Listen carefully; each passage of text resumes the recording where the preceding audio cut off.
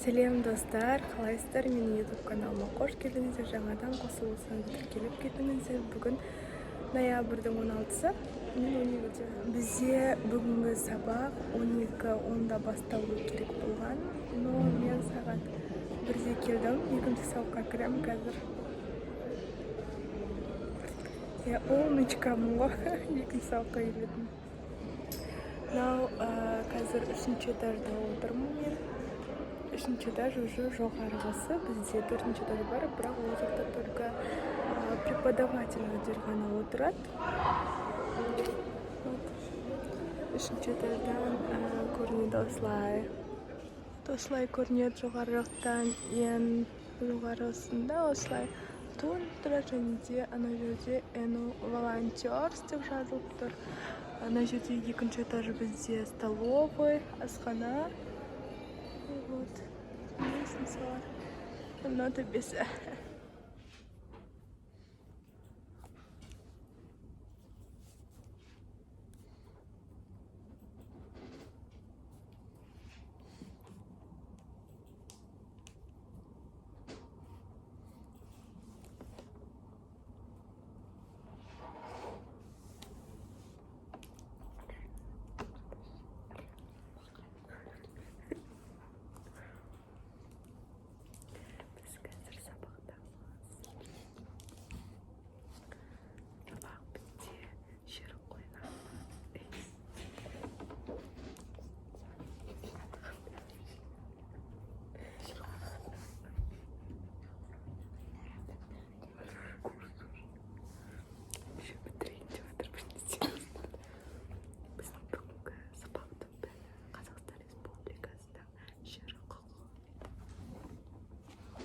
Сағат 5, біз қазір кофе ішуге столовыйда осы видеоны құртады енді.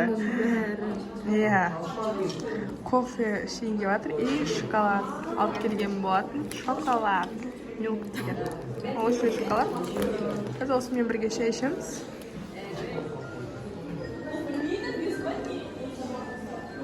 Ал мынау біз. Ажағырыш?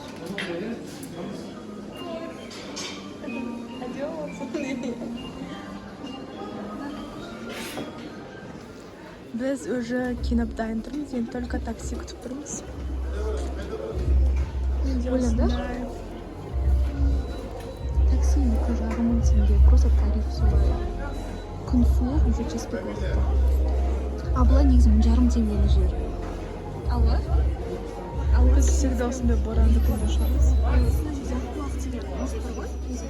Біз сабақтан естественно кеткен болатынбыз ерте, но все равно біз сағат уже 10 минут қалды. 20 минут қалды уже. Даже ойлап тұр. 20 минут қалғанда шығайын деп жатырмыз. Зачем сранов тимдайы? Міне, аржан жылтың етіп, өстіп кесіп тұрады менің видеома. Мына жақта бізде универде қазіргі уақытта көбінесе апта сайын вечерлар осылай кештер ұйымдастырады.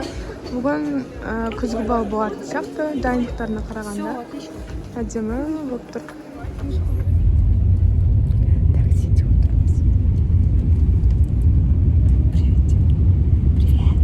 Привет. Что сыбырлап отырсың? Бақытсыз. Жастар театрына келдік. Жастар театрының алды осындай. Жастар театрының осылай әр ай сайын шығарып қойды екен, все. Күшті. Мына жақта аршан.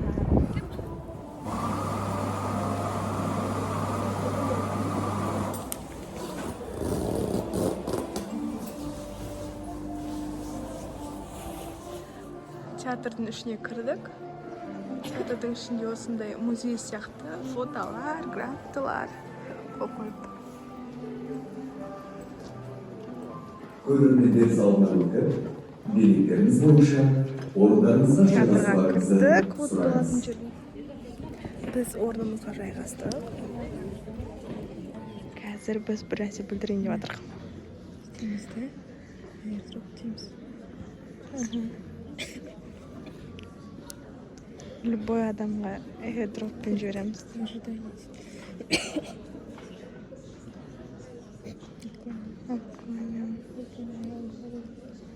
Ырылдады анау.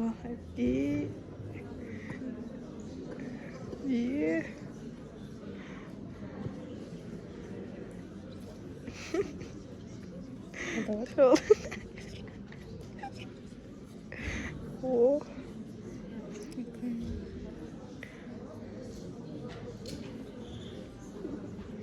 Күшті.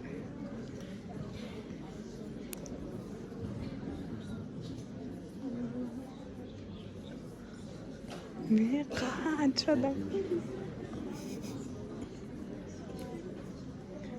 Біреуі ответка жемей ма десең. Рахмет.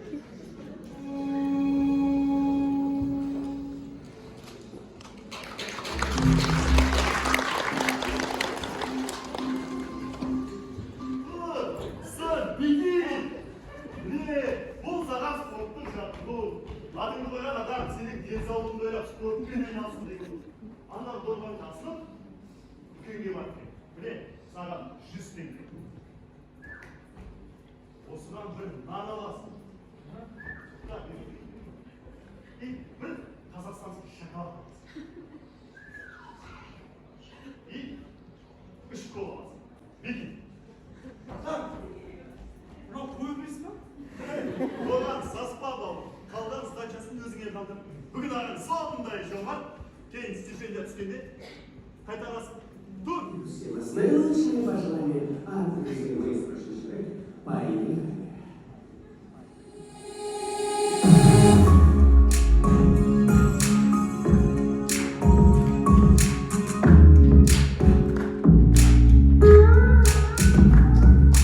Күнім осы суретін тәңір ғана жасаяға сұлулық сала алмас еш суретші жанарда бейнеңді жылылық сүйсініп сүйіп қалған едімін ал әзірге менде болады тек суретің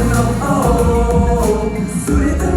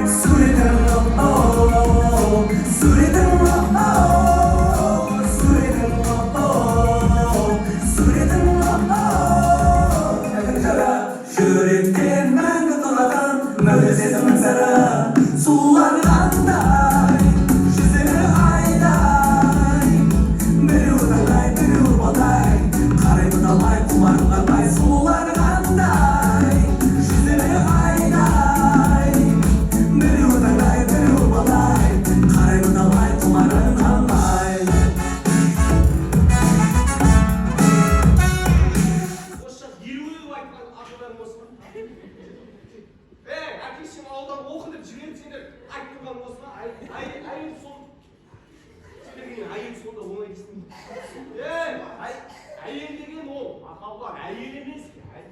Әйел сенің некенің шылтырайды бір жерді білесің ба? Әйелдің 7 қазынан бірі білесің. Әйел. Яlan сендер.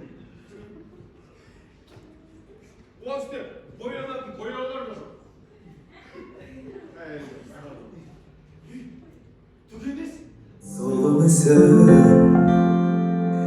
өзің жаққа ұшырдым көңілсің сұлулықтың өлшемі сен боласың жаралапсың бойжеткен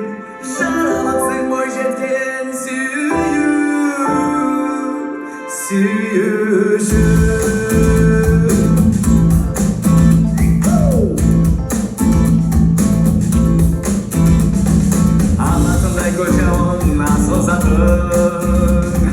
ояттың ауақының махаббатым сені көрмес соңырлық көзсіз емен сұлулықтың алдында әнсіз ақым сен бар жерде ажарлым айдай нұрлым серілікпен келеді сайран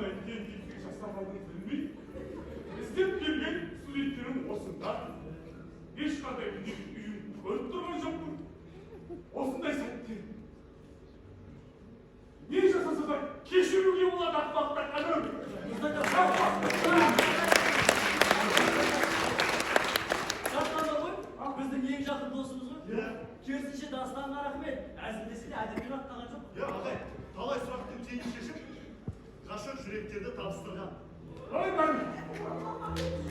Байқайым, барлықтарының жүздерінде бақыт нұры алаулап тұр екен.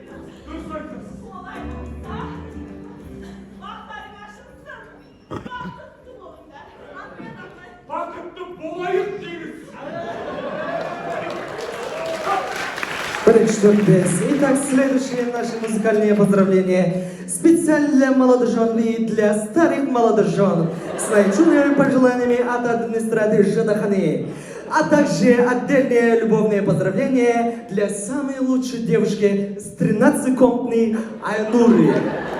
Друзья, будьте счастливы! Апласма моменты достығымыз мәңгі болсын! Олай болса, келесі жатақханаға би эстафетасын жолдайық. Buna birinin paşamı çıkarınlar. Ride the phone, ride the phone, come on. Ride the phone, ride the phone, rock.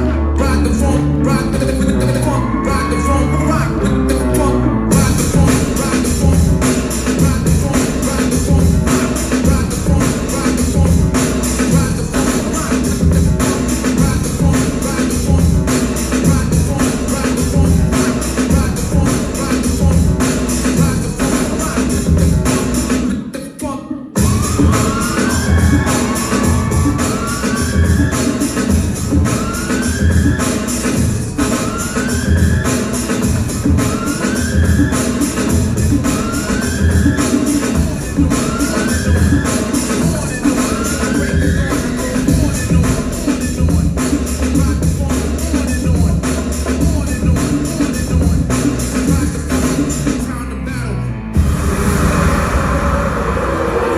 phone, rock. Ride the phone, ride the phone, ride the phone, rock with the phone.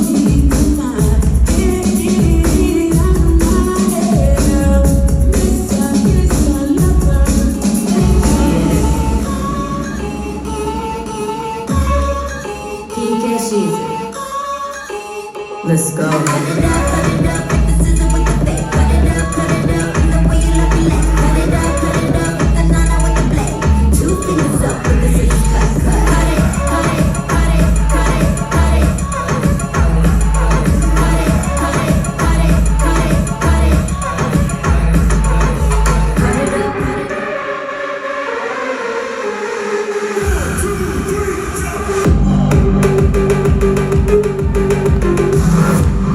Thank you.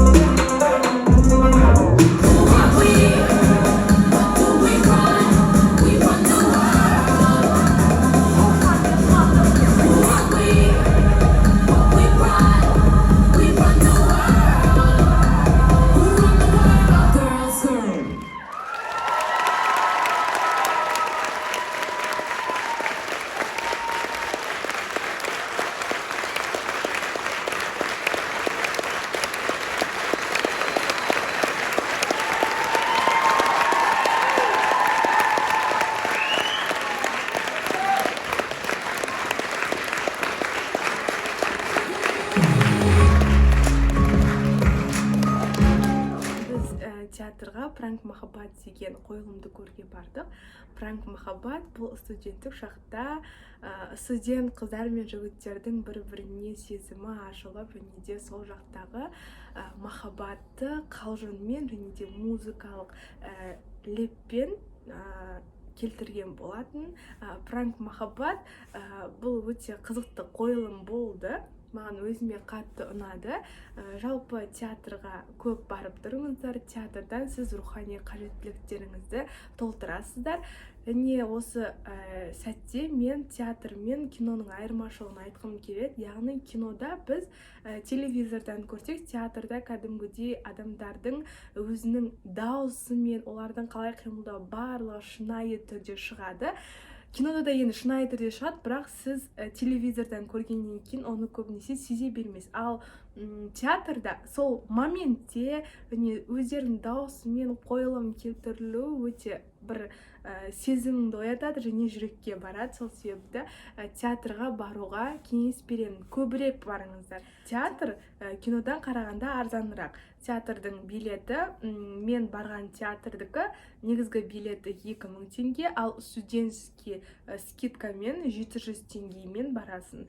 Любой орын, алдыңғы қатар болсын, артқы қатар болсын, балкон болсын, барлығы 700 теңге. Тек қана театрға ғана барып қоймай, балетке және де спектакльдерге, немесе тағы да бір музыкалық оркестрге барсаңыздар, сіздің одан шыққаннан кейінгі сіздің сезіміңіз, өзіңіз қалай таңғалғаныңызды, қалай сіздің жүрегіңізге жеткенін өзіңіз білмей қаласыз. Сол себепті театрға, оркестрге, балетке барыңыздар. Мен театрда байқаған қателік, ол мен 8-ші сыныпта бір лагерьге барған болатын. Сол жерде бізге театр қойылым қойды. Сол кезде айтқан болатын, басталар кезде ешкім шапалақ ұрмаймыз, шапалақ ұруға болмайды. Себебі біз қойылымды біткеннен кейін ғана сіздер шапалақ ұруға рұқсат етіледі деп айтқан болатын. Неге шапалақ ұруға болмайды? Себебі сіз театрдың ортасында егер шапалақ ұрсаңыз, онда ол адам не сөзін ұмытып қалуы мүмкін, немесе оның дауысы естілмей қалуы мүмкін, немесе бір кадрлар дұрыс болмай қалуы мүмкін. Сол себепті театрдың қойылымы бітеді, толықтай біткеннен кейінгі әдеп барлығы тұрып шапалақ ұруы. Шапалақ ұрған кезде қалай ұрады? Бір әшейін 1 секунд қана ұра салмайды. Ол жерде 5-10 минутта сен шапалақ ұрып тұрасың. Қандай керемет! Сен ана қойылымды қойып, ең соңында ләззат алу шапалақтан. Вообще керемет. Сол себепті театрда қойылым қойылып жатқанда ортасында шапалақ ұруға болмайды. Тек қана ең соңында ғана сіздер шапалақ ұрып, оған қошеметтеріңізді білдіріп, және де гүл берсеңіздер болады.